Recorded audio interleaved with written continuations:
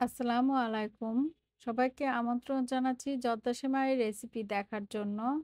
আজকের এই জর্দা সেমাইটি রান্না করব আমি খুবই সহজভাবে। তো চলুন দেখে নিন এর পুরো প্রস্তুত প্রণালী। এখানে আমি ২০০ গ্রাম ওজনের একটা সেমাইয়ের প্যাকেট নিয়েছি। সেমাইগুলো প্রথমে ভেঙে নিতে হবে। আমি ১ আঙ্গুল পরিমাণ লম্বা রেখে প্যাকেটের মধ্যে সেমাইগুলো ভেঙে নিচ্ছি। প্যাকেটের মধ্যে এভাবে সেমাই ভেঙে নিলে সেমাইগুলো আর ছিটিয়ে পড়ে না। পুরো প্যাকেটটায় আমি ১ আঙ্গুল পরিমাণ লম্বা করে ভেঙে নিয়েছি। এবার পুরো প্যাকেটের সেমাইটাই একটা হাঁড়ির মধ্যে ঢেলে নিচ্ছি। আমি পুরো প্যাকেটের সেমাইটাই নিচ্ছি। আপনারা ভাঙার পরে অর্ধেক সেমাইটাও নিয়ে রান্না করতে পারেন। এবার এর মধ্যে দিয়ে দিচ্ছি ৪ টুকরো দারুচিনি আর ২ টো এলাচ। এলাচের মাথা দুটো একটু ফাটিয়ে নিয়েছি। দিচ্ছি ২ টেবিল চামচ ঘি। এবার উল্টে পাল্টে সেমাইগুলো খুব ভালোভাবে ভেজে নিচ্ছি।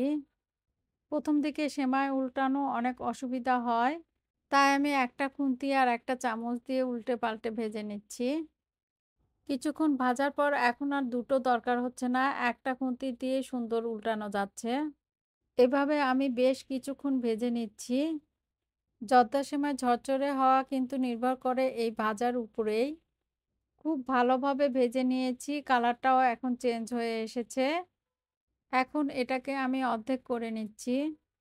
অর্ধেক দিয়ে আমি এখন জর্দা রান্না করব আর অর্ধেক তুলে রাখবো। তুলে রাখা অর্ধেক সেমাইটা একটা বক্সে করে ফ্রিজের নরমাল চেম্বারে রাখতে পারেন। বেশ কিছুদিন ভালো থাকবে। যখনই আপনাদের দুধ সেমাই অথবা জর্দা সেমাই খেতে ইচ্ছে করবে, তখনই আপনারা চট করে বের করে রান্না করে নিতে পারবেন। এটা ভেজে নেওয়ার আর ঝামেলা থাকলো না। এখন এই অর্ধেক সেমাইয়ের মধ্যে দিয়ে দিলাম ১ টেবিল চামচ কিশমিশ। দিচ্ছি 3/4 কাপ চিনি। পানি দিয়ে দিচ্ছি ১ কাপ। পানি আর চিনিটা খুব ভালোভাবে নেড়ে মিশিয়ে নিচ্ছি। কিছুক্ষণের মধ্যে কিন্তু চিনি থেকে অনেকটা পানি বের হবে। এবার ঢেকে দিচ্ছি, অপেক্ষা করব পানিটা শুকিয়ে আসা পর্যন্ত। তবে ঢাকনাটা খুলে ২-৩ বার নেড়ে দিতে হবে।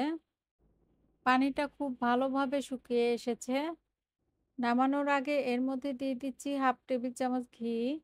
ঘি সেমাইয়ের সাথে খুব ভালোভাবে মিশিয়ে নিয়ে চুলা বন্ধ করে দিব। চুলা থেকে সেমাই নামিয়ে নিয়েছি। কিছুটা ঠান্ডা হওয়ার পর কাঁটা চামচ দিয়ে এভাবে ছড়িয়ে দিতে হবে, তাহলে অনেক ঝরঝরে থাকবে। সবাই ভালো থাকবেন। আজ এই পর্যন্তই। আল্লাহ হাফেজ।